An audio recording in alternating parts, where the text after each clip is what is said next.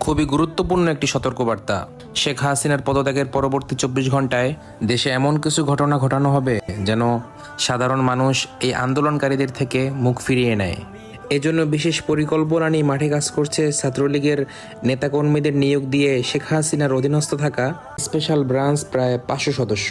তাদের পরিকল্পনার মধ্যে রয়েছে নাম্বার 1, হাসিনার পদত্যাগের 24 ঘন্টার মধ্যে সাধারণ মানুষের সাথে মিশে হত্যাকাণ্ড ঘটিয়ে সেখানে নারায়ে তাকবীর বলে স্লোগান দিয়ে ভিডিও করে সামাজিক যোগাযোগ মাধ্যমে প্রকাশ করা।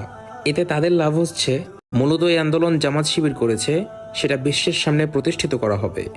নাম্বার 2, সংখ্যালঘুদের উপর ব্যাপক হামলা, হত্যা, লুটপাট করা হবে। সেগুলোর ভিডিও ও ফুটেজ সামাজিক যোগাযোগ মাধ্যমে প্রকাশ করা হবে। আর এর দ্বারা তাদের ফায়দা হচ্ছে হাসিনা ছাড়া কারো কাছে সংখ্যালঘুরা নিরাপদ নয় এটা প্রমাণ করা এবং সংখ্যালঘু নিরাপত্তার অজুহাতে ভারতকে বাংলাদেশের অভ্যন্তরে হস্তক্ষেপ